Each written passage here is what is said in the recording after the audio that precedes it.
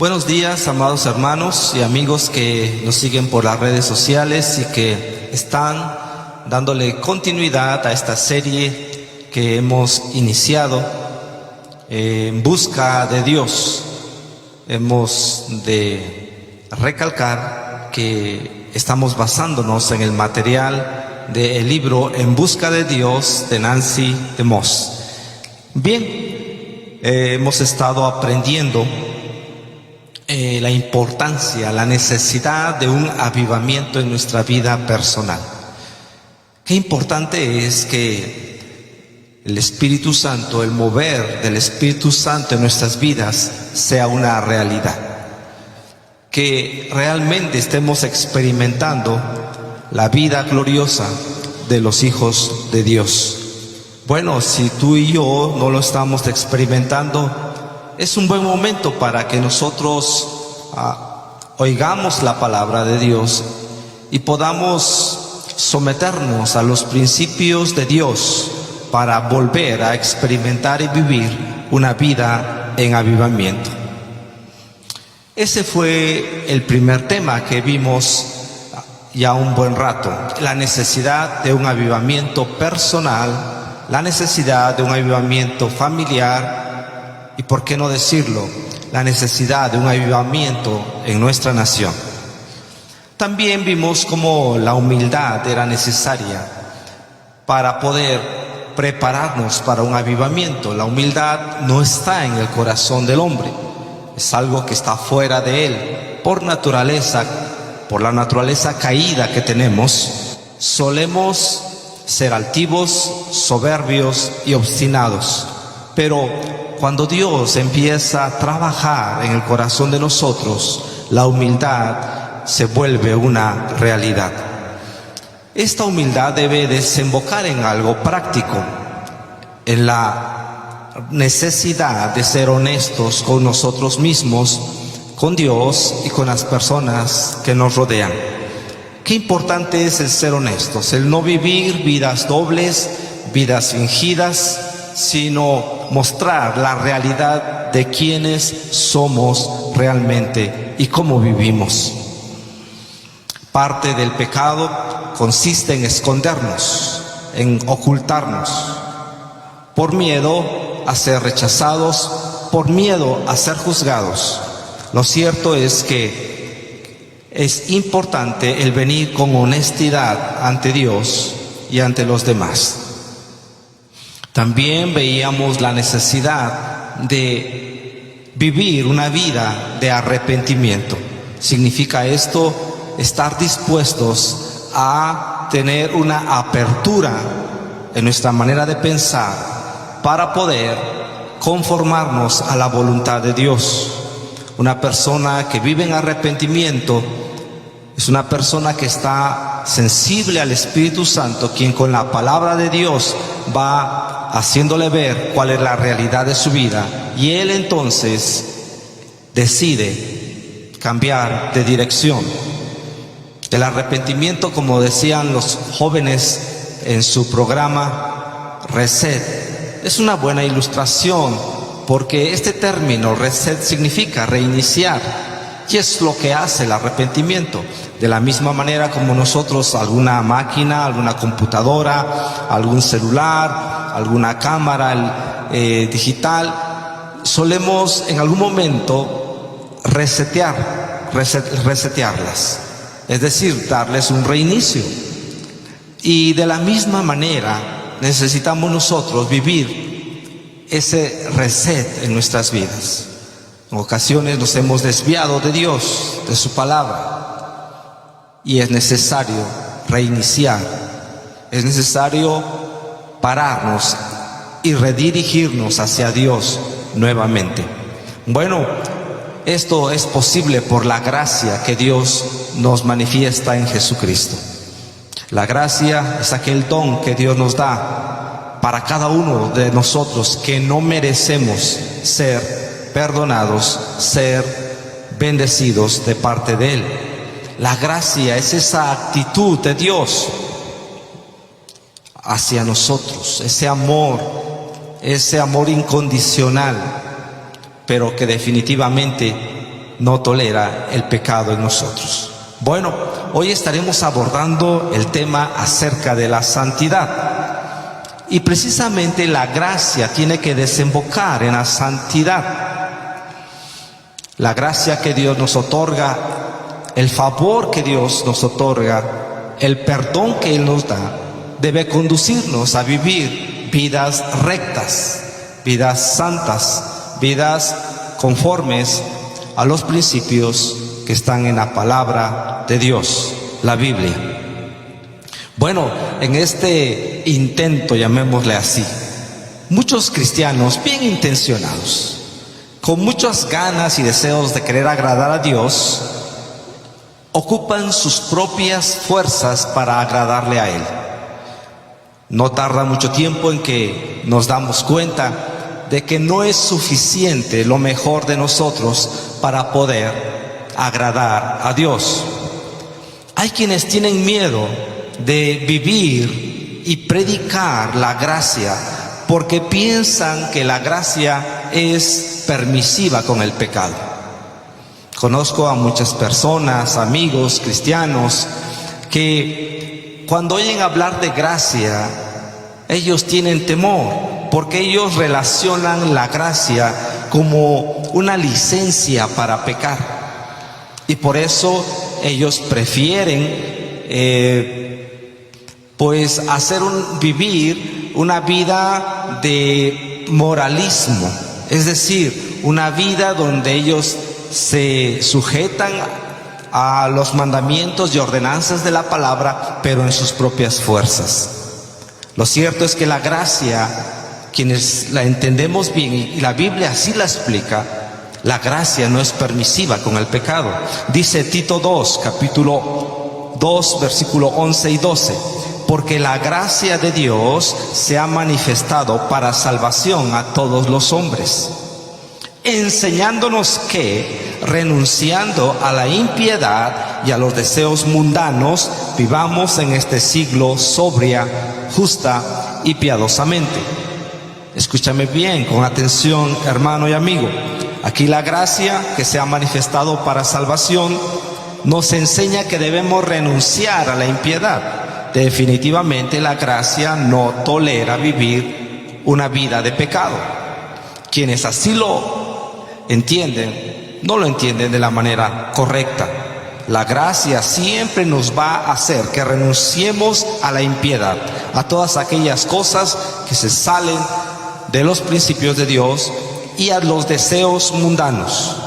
La gracia nos lleva a la santidad. Si tú, hermano y amigo, has sido perdonado, te sientes perdonado por Dios, esa gracia es para que tú y yo vivamos una vida consecuente con la palabra de Él. Ahora, hay también quienes tienen miedo, temor a vivir y predicar la gracia, porque dicen ellos, bueno, es que la gracia crea cristianos perezosos. Dios lo hace todo y el creyente solamente debe cruzarse de brazos. Eso no es cierto. La gracia, al contrario, la gracia nos hace ser más productivos. Es un poderoso impulso el que nos da la gracia para agradar y obedecer a Dios. El apóstol Pablo lo expresaba así en 1 Corintios 15:10. Este hombre formidable que evangelizó todo el mundo conocido de su época, este hombre que escribió numerosas cartas y que fue un instrumento de Dios para llevar el evangelio hasta lo más recóndito del Imperio Romano, este hombre se expresó así: pero por la gracia de Dios soy lo que soy, y su gracia no ha sido en vano para conmigo. Antes he trabajado más que todos ellos, pero no yo, sino la gracia de Dios conmigo. Una persona que es motivada por la gracia de Dios va a ser productiva, va a poner todo empeño en lo que él hace, va a lograr grandes resultados, se va a aplicar. Bueno, he de decir que el tema de la santidad es un tema no muy popular. No sé qué imagen tienes tú cuando oyes este término, santidad. Es posible que a tu mente venga alguna idea de ver caras o rostros severos, serios. O tal vez para ti la santidad sea sinónimo de reglas rígidas y moralistas. Es posible que tú pienses que la santidad consiste en que yo debo ganarme por medio de las obras una cierta justicia, tener un cierto mérito personal.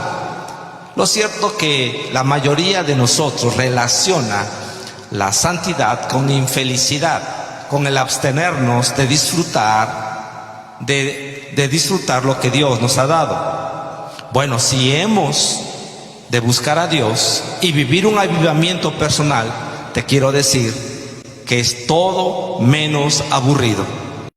Buscar a Dios y vivir un avivamiento es la experiencia más hermosa que alguien puede experimentar. Pero ¿cómo es esto posible? Bueno, tenemos que entender este tema, el tema de la santidad. La santidad es tener un corazón como el suyo, un corazón como el de Dios. ¿Qué significa ser santo? Bueno, la santidad comprende dos aspectos. Es importante que nos apoyemos en la palabra. Primera de Corintios, capítulo 1, versículo 2, nos dice así: a la iglesia de Dios que está en Corinto. El apóstol está remitiendo una carta a la iglesia de Dios que está en Corinto, a los santificados en Cristo Jesús, llamados a ser santos, con todos los que en cualquier lugar invocan el nombre de nuestro Señor Jesucristo, Señor de ellos y nuestro. Es interesante que esta carta fue dirigida a una iglesia que vivía en muchos problemas y desórdenes. Una iglesia muy conflictiva, una iglesia muy carnal, una iglesia llena de conflictos. Sin embargo, el apóstol Pablo habla de ella como la iglesia de Dios. A mí eso me anima a saber que Dios es un Dios redentor y Él no busca a los justos, sino a los pecadores para llamarlos al arrepentimiento. La Biblia aquí nos expresa a los santificados en Cristo Jesús. Existe un tipo de santidad que se llama la santidad posicional. Es aquella que Dios nos imparte por medio de Jesucristo al hacernos santos y sin mancha delante de Él. En este tipo de santidad, la santidad posicional, tú como creyente, en el momento que recibes a Jesús, que crees en la obra del Calvario, en ese momento Dios te imparte la santidad de su Hijo. ¡Qué glorioso! A tu haber, a tu cuenta, Dios deposita toda la santidad de su Hijo. De tal manera que tú y yo podemos vivir en una relación personal con Dios. Qué importante es esta experiencia de la santificación posicional. Tú y yo no tenemos que hacer nada más que creer en la palabra de Dios. Él es el que hace esta operación de impartirnos su santidad. Todos los genuinos creyentes en Jesús, sobre sus vidas está la santidad de Cristo por medio de la obra de la cruz. Bueno, además debo decirte que la santidad también es práctica. Por eso en esta carta el apóstol habla así: a los santificados en Cristo Jesús, llamados a ser santos. Por un lado, posicionalmente, yo ya soy santo, pero soy llamado en la vida práctica a hacerlo. Yo debo ser lo que ya soy. La santidad práctica es el fruto de la santidad posicional. Cuando yo logro digerir por medio del Espíritu Santo cuál es mi posición en Cristo y veo que por la sangre del Cordero yo tengo un estatus de santidad, entonces yo puedo expresar eso de una manera práctica en la forma como yo pienso y en la forma como yo vivo. Bueno, la palabra santo también significa separado. La santidad personal significa estar separados del pecado y consagrados a Dios para sus propósitos y su uso. Esto es necesario comentar. La santidad no es solamente el no hacer lo malo, sino vivir para Dios. La santidad comprende esto. Numerosas personas en las iglesias hacen énfasis en dejar la vida pasada. Eso es bueno. Empiezan a señalarse pecados específicos, comunes: la borrachera, el robar, el adulterar, el odiar, el matar, etc. Lo cierto es que la santidad no es o no consiste solamente en separarnos del pecado, sino en vivir para Dios, en desarrollar una relación con Dios. Las personas que hacen un énfasis exagerado en las prácticas, en censurar las prácticas externas y no hacer énfasis en la relación con Dios, terminan siendo personas legalistas. Bueno, hemos dicho ya entonces qué significa ser santo y los dos aspectos que comprende la santidad. Quiero invitarte a que leas conmigo en Primera de Pedro, capítulo 1, versículos 13 al 16, lo siguiente.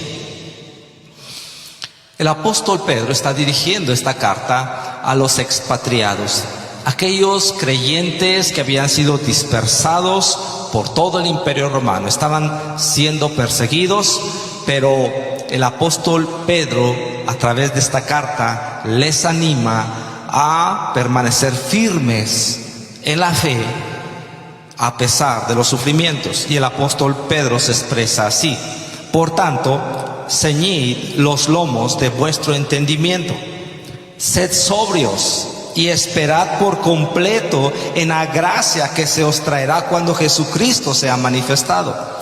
Como hijos obedientes, no os conforméis a los deseos que antes teníais, estando en vuestra ignorancia, sino como aquel que os llamó es santo, sed también vosotros santos en toda vuestra manera de vivir, porque escrito está: sed santos, porque yo soy santo.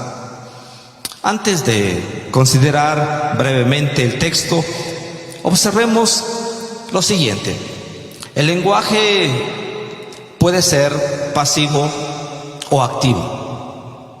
El lenguaje pasivo se refiere a algo que se hace por nosotros o a nosotros. El lenguaje activo describe la medida que tomamos o la responsabilidad que tomamos para causar que algo suceda o prevenir que algo suceda. En el texto que acabamos de leer, preguntémonos, ¿qué nos dice esto de la santidad?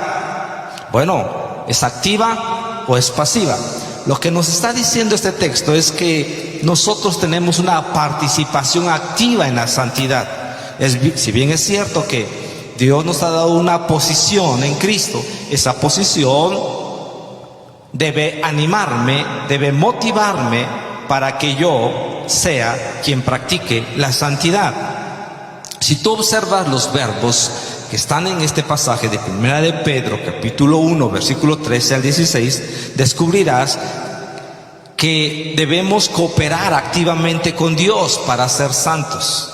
Sí, hermano, no podemos dejárselo todo a Dios. Hay quienes piensan que tal o cual pecado se les va a quitar, tal vez porque escuchen alguna predicación poderosa de un hombre muy carismático, o que vayan a un evento o a algún retiro, o que experimenten algo místico en sus vidas, algo mágico. Quiero decirte que el evangelio no es mágico, pero sí el evangelio es poder de Dios. Y debo decirte que tú y yo debemos cooperar activamente con Dios para ser santos. En el versículo que acabamos de considerar, los verbos son órdenes, son imperativos. ceñid los lomos de vuestro entendimiento, sed sobrios, esperad por completo en la gracia. No se conformen a los deseos que antes tenían. Sed también vosotros santos. Sed santos. Debemos cooperar activamente con Dios para ser santos. Amados hermanos y amigos que me escuchan en esta hora, esa es la gran diferencia entre un creyente que en verdad ha digerido la gracia de Dios. Esa persona entiende que la gracia le otorga la capacidad para que ella actúe activamente en su santificación. Por un lado podemos decir que la santidad o la santificación es un proceso de un milagro divino en ti donde tú eres el actor. Sí, no me estoy contradiciendo de acuerdo a lo que dije anteriormente. Es un proceso de un milagro divino en ti donde tú eres el actor. Dios hace la obra en ti, pero tú eres el que actúa el milagro. Es un milagro donde Dios obra en tu vida y tú actúas el milagro. Dios está completamente involucrado en llevarte a ti y al resto del mundo a la santidad. Dios desea que tú y yo venzamos esos malos hábitos, esas ataduras que tenemos hacia pecados que le ofenden a Él. Resentimiento, amargura, la crítica, la murmuración, la lujuria, el adulterio, la pornografía y muchas otras cosas más que no vale acaso mencionar en este momento. Dios está completamente involucrado en llevarte a ti y al resto del mundo a la santidad. Eso es lo que Dios te quiere mencionar en esta hora, que le interesa la condición que tú y yo vivimos. La participación de Dios no limita o exime tu participación. No es Dios o tú, no. Dios hace el milagro en ti, pero tú también actúas en esa santidad, en esa santificación. La participación de Dios es el origen de tu participación. Cuando tú actúas, el milagro es que Dios lo originó. Hay personas que en algún determinado momento nos expresan y dicen: bueno, yo recuerdo que el día en que yo me propuse dejar el alcohol, ese día lo logré. El día en que yo me propuse dejar de mentir, de dejar esas blasfemias, el día en que yo me propuse tal o cual cosa, lo logré. Quiero decirte algo: cuando tú actúas el milagro, es que Dios lo originó. Separados de Dios, nada podemos hacer. Si tú no actúas el milagro de la santificación, no habrá santificación. Podrás pasar años en una iglesia pidiéndole a Dios que te cambie y nunca vas a cambiar. ¿Sabes por qué? Porque tú tienes que actuar el milagro de la santificación. Dios ya está obrando en ti. Ahora tú actúa en consecuencia de eso. No esperes algo mágico. Cuando Dios abre los ojos de un ciego, es el ciego el que ve. Pero Dios hizo el milagro de abrirle los ojos al ciego, pero el ciego es el que ve. Cuando Dios le da fortaleza a un paralítico, el paralítico es el que camina. Cuando Dios toca el oído, son los sordos los que oyen. Cuando Dios llama a Lázaro de la tumba, Lázaro fue el que salió caminando. Cuando Dios cambia a Zaqueo, fue Zaqueo el que dio 4 tantos para restituir lo que había robado. Dios pone en ti el querer, pero a ti te toca actuar el milagro. Cuando Dios te da humildad, es cuando tú puedes voltear y poner la otra mejilla. Tú no lo puedes hacer en tus propias fuerzas. Es cierto, Dios tiene que actuar en ti el milagro, pero, Dios pone en ti ese milagro, pero tú tienes que actuarlo. Cuando Dios inclina tu corazón a la palabra, tú eres el que se levanta temprano a estudiarla. Cuando Dios es el que te satisface, rechazas la lujuria. Como consejero, en mucho tiempo, en muchos años, han venido personas sinceras, deseando abandonar pecados que los apartan de Dios. Y con lágrimas en los ojos me expresan ese deseo. Y es fácil caer en la tentación de darles una receta para que ellos sigan. Darle paso 1, paso 2, paso 3, para que ellos puedan superar tal atadura hacia algún pecado. Llámese crítica, murmuración, llámese robo, llámese pornografía, cualquier otro pecado con el cual ofendemos a Dios. Lo cierto es que cuando Dios nos satisface es cuando podemos rechazar la lujuria. El problema está en que nosotros no hemos tenido una relación tan fuerte con Dios, que sea Dios el que satisfaga nuestra vida. Bien, si tú no actúas el milagro de la santificación, no habrá santificación. Dios no hace una parte y nosotros la otra. No es el 50 y el 50. Es el 100 hace Dios y el 100 lo haces tú. Esto es muy común en los matrimonios. Siempre cuando estamos en alguna consejería matrimonial, pues alguna de las personas involucradas nos dice: no, yo ya puse mi 50%, yo ya puse mi parte, ahora le toca a él poner. Lo cierto es que en una relación, en nuestra relación con Dios más concretamente, nosotros ponemos el 100 y Dios pone el 100. No somos pasivos. Dios es el que lo produce todo y nosotros actuamos todo. Dios produce nuestros actos. Dios es autor y fuente.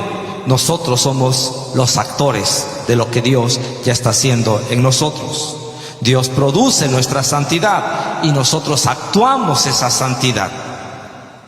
Bueno, Dios nos ha ordenado entonces ser santos, pero dirás: ¿pero por qué? ¿Qué gano yo con ser santo, con ser alguien que no tolera el pecado en su vida?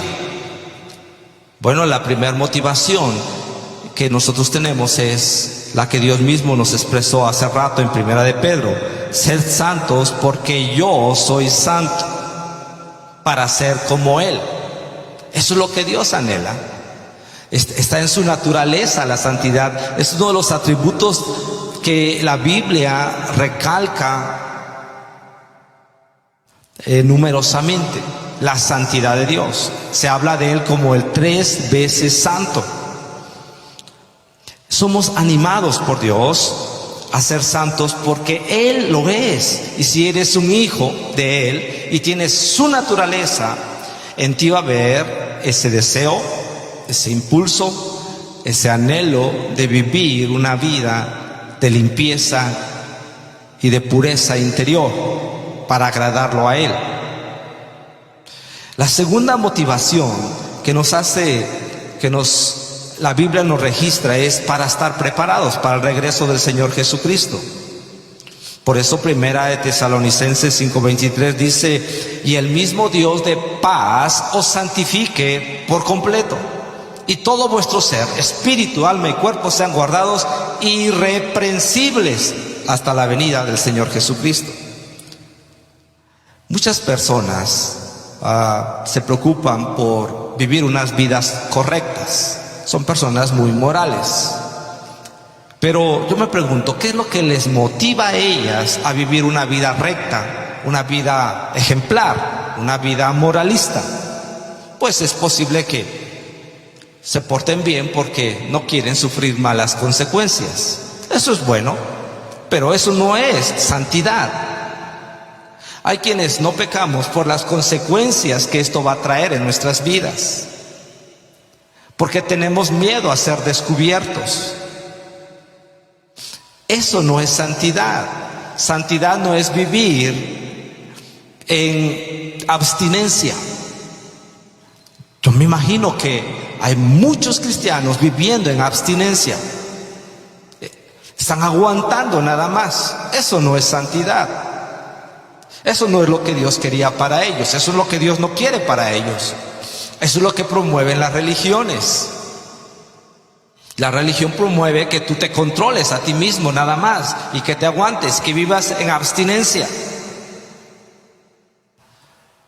Cuando Dios, por medio de algo glorioso, como lo es el Espíritu Santo, ha producido en ti la santidad y la quiere expresar. Dios entonces nos ha ordenado a ser santos. ¿Por qué? Porque Él desea que seamos como Él. Esta es una razón y un argumento más que suficiente. Y por si fuera poco, por la venida de nuestro Señor Jesucristo. La misma Biblia nos dice que nosotros debemos actuar en la santidad.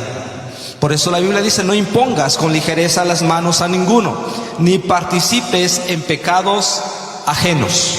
Consérvate puro. Eso es lo que Dios espera que tú y yo hagamos.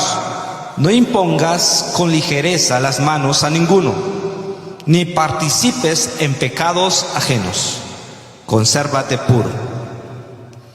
Nosotros tenemos que actuar lo que Dios está haciendo ya en nuestro interior.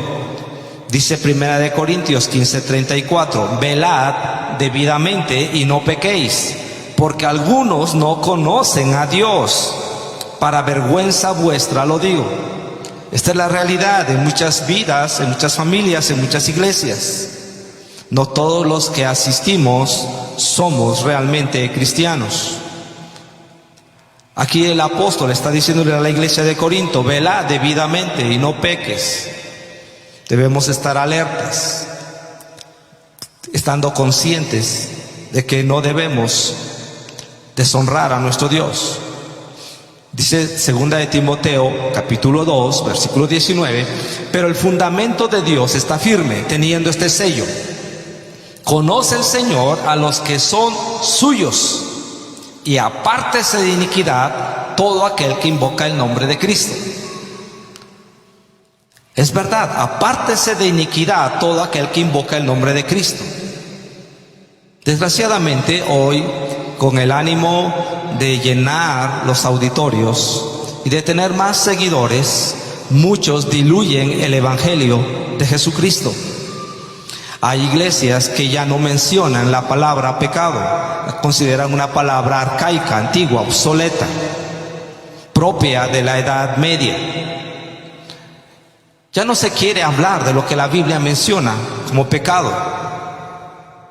Y aquí el escritor nos dice: apártese de iniquidad todo aquel que invoca el nombre de Cristo. Si hemos de ser creyentes en Jesús, si hemos de adorarlo, debemos vivir vidas consecuentes. Bueno, Romanos capítulo 12 versículo 9, el escritor nos dice: el amor sea sin fingimiento, aborreced lo malo, seguid lo bueno. Se espera que un genuino creyente aborrezca lo malo, no que tenga simpatía por lo malo, no que aplauda lo malo, sino que siga lo bueno. Muchas personas tal vez en las primeras etapas de su vida cristiana suelen preguntarnos: y dígame, pastor, ¿es bueno o malo esto? Bueno, es que tal vez es justificada estas dudas que estas personas tienen porque recién inician. Pero lo más tremendo es cuando creyentes en Jesús de muchos años hacen esta misma pregunta. Ellos están tan preocupados en ver cuánto pueden acercarse a la línea de pecado sin que pequen, en lugar de seguir lo bueno. Dice 2 de Corintios capítulo 7 versículo 1: así que, amados, puesto que tenemos tales promesas, limpiémonos de toda contaminación de carne y de espíritu, perfeccionando la santidad en el temor de Dios. Nos toca a nosotros perfeccionar la santidad en el temor de Dios. Cuando una persona dentro de sus valores que ella tiene teme a Dios, el Espíritu Santo dentro de ella le hace temer a Dios. El temor a Dios es como un freno para no pecar. Es posible que tú digas, oye, de verdad quisiera yo ser santo, pero ¿sabes qué? Sigo fallando, es imposible. Lo que tú estás predicando no es algo práctico, no es algo que se pueda conseguir. O tú tal vez puedas decir, es que mira, tal vez tú vives en una burbuja de aislado de la sociedad, pero nosotros que estamos allá afuera trabajando, laborando con personas que no tienen temor de Dios, con personas que no conocen a Cristo, es imposible vivir en santidad. Tal vez el joven en la escuela, en la universidad, o aquel empleado en su centro de trabajo, o aquel profesionista en su despacho, piense esto: me parece imposible. ¿Sabes qué? Como alguien dijo por ahí, el que no tranza no avanza. Me parece imposible. Recuerda, hermano, que Dios no nos demanda algo sin la provisión necesaria para realizarlo. Por eso es que nos ha dado al Espíritu Santo. Es imposible vivir la vida cristiana si no tenemos a la persona del Espíritu Santo viviendo en nosotros. Todo será un mero moralismo. El vivir vidas correctas, rectas, en el poder de nuestra fuerza. Qué triste, porque eso no es lo que Dios tenía en mente cuando nos llamó para ser sus hijos. Nos ha dado a alguien glorioso, al Espíritu Santo. Y me emociona hablar de esto porque ahí está la clave de poder vivir en santidad. Por eso Él se llama Espíritu Santo. Y por eso también en otra parte se le llama el Espíritu de Santidad. Cuando nosotros nos dejamos controlar por el Espíritu Santo, son evidentes el fruto del amor, del gozo, de la paz, de la paciencia, de la bondad, de la benignidad, de la fe, de la mansedumbre y de la templanza. No se trata de que tú le eches ganas, se trata de que te dejes controlar por el Espíritu Santo. Él dentro de ti, Él es el que produce el fruto. Tú no estás siendo llamado a producir fruto. Él dentro de ti, más el fruto del Espíritu es. Bueno, tenemos esa gloriosa bendición, una persona dentro de nosotros. Es una persona poderosa, es Dios mismo dentro de nosotros. De ahí el escritor que dice, ¿o ignoráis acaso que sois templo del Espíritu de Dios y que Él mora en vosotros? Es algo glorioso. Todavía no hemos podido captar que Dios nos ha pedido que vivamos una vida de santidad porque el Espíritu Santo de Dios vive en nosotros. Bueno, Él nos ha dado al Espíritu Santo de manera vitalicia, es decir, hasta que muramos. Desde que tú recibiste a Jesús hasta el día en que Él te llame a su presencia, tienes al Espíritu Santo dentro de ti. Tal vez no dependas de Él, tal vez no quieras ser sensible a Él, tal vez no quieras someterte a Él, y por eso vives ese tipo de cristianismo que ahora tienes. Dice la Biblia, porque si vivís conforme a la carne, moriréis. Mas si por el Espíritu hacéis morir las obras de la carne, viviréis. Es por el Espíritu.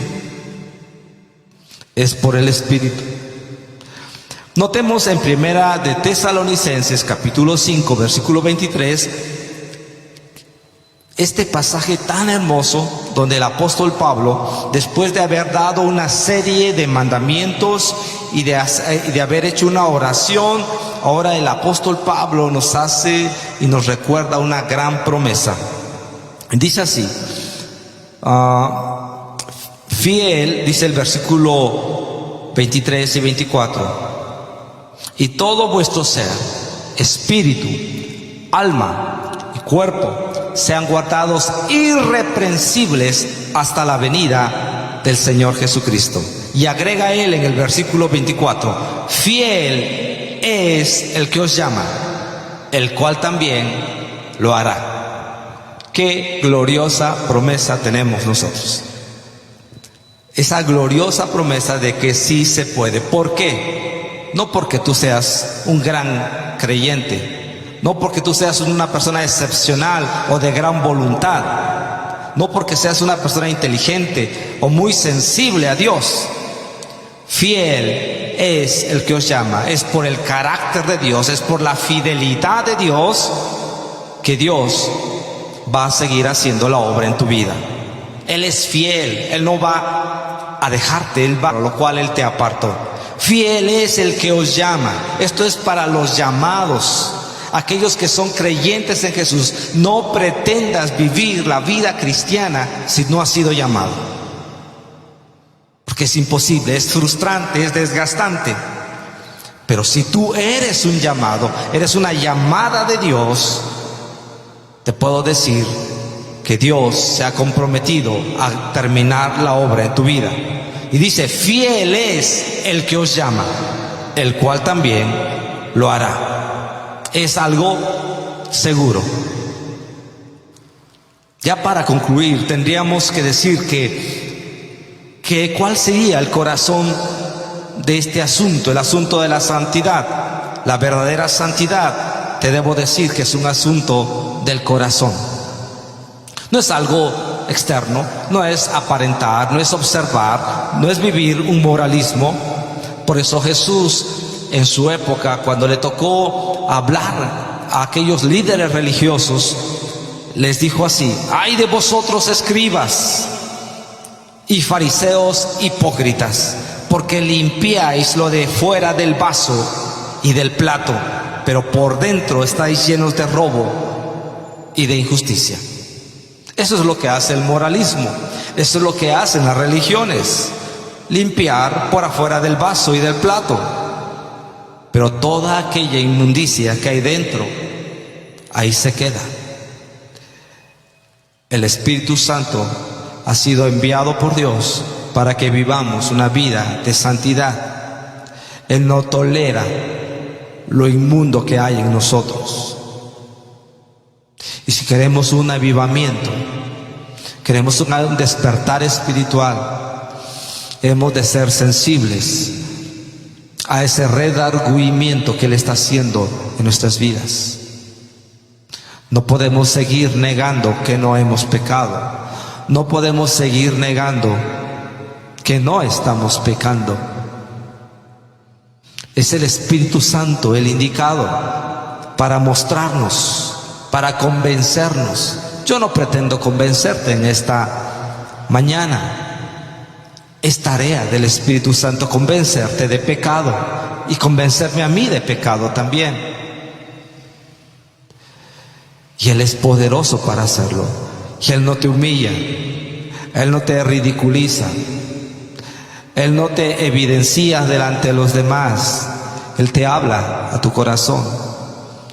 Si tú eres un genuino creyente en Jesús y sabes lo que la Biblia dice que Dios espera de ti y estás fuera de eso, hoy el Espíritu Santo te está hablando. El escritor de Mateo también decía: así también vosotros por fuera a la verdad os mostráis justos a los hombres, pero por dentro estáis llenos de hipocresía e iniquidad. El lugar donde se puede vivir una vida de engaño es la religión. Escúchame bien, el hecho de que yo asista a una iglesia, el de que yo participe en una iglesia, en ningún momento evidencia que yo sea un genuino creyente en Jesús.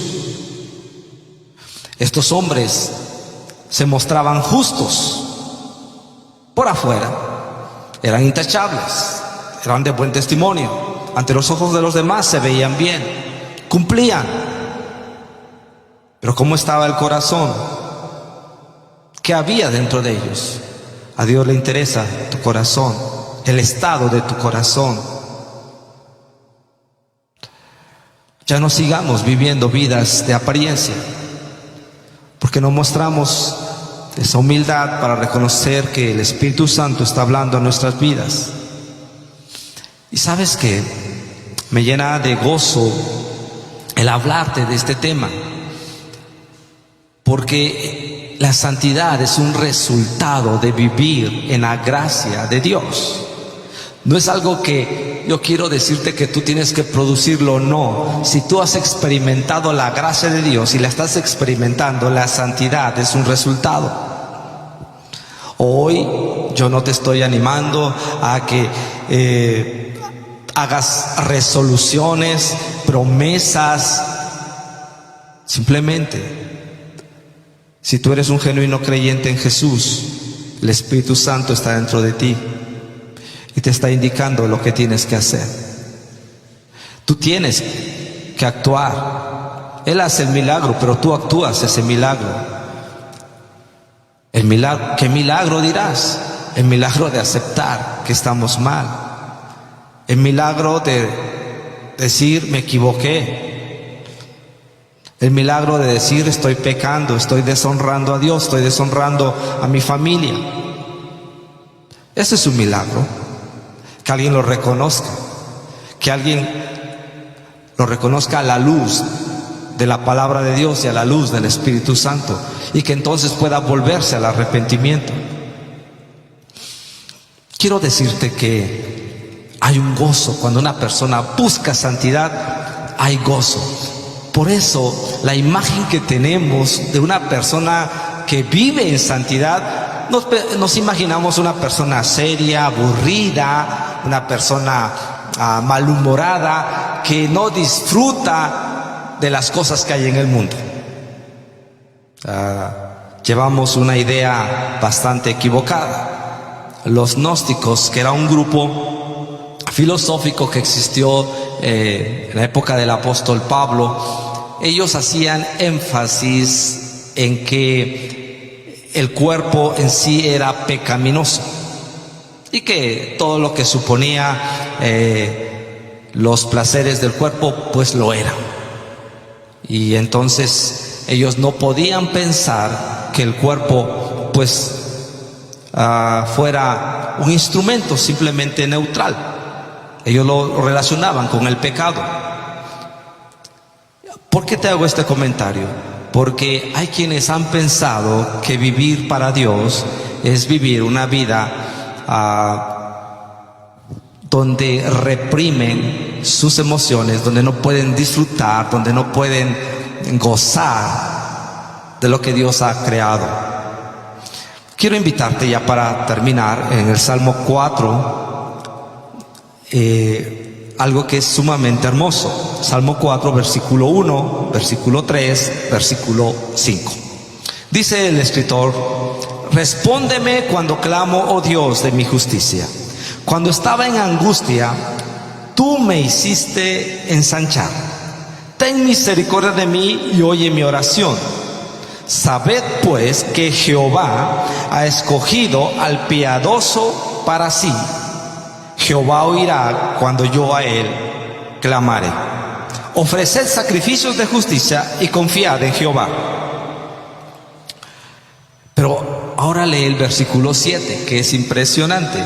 Tú diste alegría a mi corazón mayor que la de ellos cuando abundaba su grano y su mosto. Hay un gozo cuando hay santidad. Una persona que es santa no es una persona amargada, no es una persona triste, no es una persona que reprime, es una persona gozosa. Cuando tú te niegas al pecado y lo haces de manera gozosa, eso es santidad. Si tú estás molesto, entonces estás en abstinencia. ¿Qué es lo que ocurre cuando un alcohólico pasa un buen periodo sin tomar? Está viviendo un tiempo de abstinencia, pero lógicamente el cuerpo está acostumbrado a ese alcohol y ocurre que esa persona se vuelve irritable, neurótica, ansiosa, deprimida. Es muy común que cuando tú dejas de hacer algo y lo haces de malas. Eso no es santidad. Por afuera aparentarás que tú te estás alineando a la voluntad de Dios. Un buen síntoma de que es santidad en ti es que cuando tú y yo dejamos un pecado, lo hacemos de manera gozosa. Lo hacemos, sí, hay un tiempo de crisis donde tienes que desligarte del placer que te provoca o de la atadura que hay en tu vida hacia tal o cual práctica pecaminosa. Pero finalmente va a haber gozo. Hay un gozo. Y aquí el salmista, él hablaba y decía: sabe pues que Jehová ha escogido al piadoso para sí. Él era un hombre piadoso, era un hombre que se guardaba, que vivía para Dios, era un hombre que vivía en santidad. Él ofrecía sacrificios de justicia, él confiaba en Dios, con el contraste que hacen los demás versículos del hombre malo. Pero este hombre que está buscando la santidad dice: tú diste alegría a mi corazón, mayor que la de ellos cuando abundaba su grano y su mosto. ¿Te imaginas? La santidad trae felicidad. La santidad trae felicidad. Y si tú no estás viviendo feliz, es porque no hay santidad en tu vida. Haz lo correcto y te vas a sentir mejor. Escúchame bien, en Dios las cosas son así. Haz lo correcto y te vas a sentir mejor. No es al revés. Voy a sentirme mejor y entonces hago lo correcto. Con razón Dios nos anima a vivir en santidad, porque la santidad trae alegría, mayor que la de ellos cuando abundaba su grano y su mosto. Bien, hermanos, hemos estudiado este tema anhelando que el Espíritu de santidad que vive en ustedes y que está en mí pueda hacer su obra. No, lo más común cuando se predican este tipo de enseñanzas es invitarte a que hagas una relación de pecados, de faltas, de ofensas con las cuales has ofendido a Dios. Pero hoy yo más bien quiero invitarte a que tengas un tiempo para invitar al Espíritu Santo y agradecerle por su presencia dentro de ti. En primer lugar, agradécele que Él vive dentro de ti. Jesús dijo: os conviene que yo me vaya. Os conviene que yo me vaya, porque enviaré al Consolador para que esté con vosotros. El Espíritu de verdad. Agradécele a Dios porque está dentro de ti. No se trata de que tú te conviertas en cristiano. No se trata de que tú finjas ser cristiano. No se trata de que tú procures ser cristiano. Él ya hizo el milagro dentro de ti. Actúa ese milagro. Dale gracias a Dios por tener al Espíritu dentro de ti. Y ya que tú le has dado gracias, ahora pídele: Espíritu Santo, muéstrame, convénceme de pecado. Y estoy seguro que en el transcurso de los días, de las semanas, Él te estará mostrando fielmente lo que hay dentro de tu corazón. Y entonces tú puedes venir ante Dios. Y dice la Escritura en Primera de Juan: si confesamos nuestros pecados, Él es fiel y justo para perdonar nuestros pecados y limpiarnos de toda nuestra maldad. Oremos al Señor. Padre, te agradecemos en esta tarde por tu palabra, porque tu anhelo es que mis hermanos y yo podamos parecernos a ti. Sed santos porque yo soy santo. No queremos vivir en la esclavitud de una religión, de un legalismo.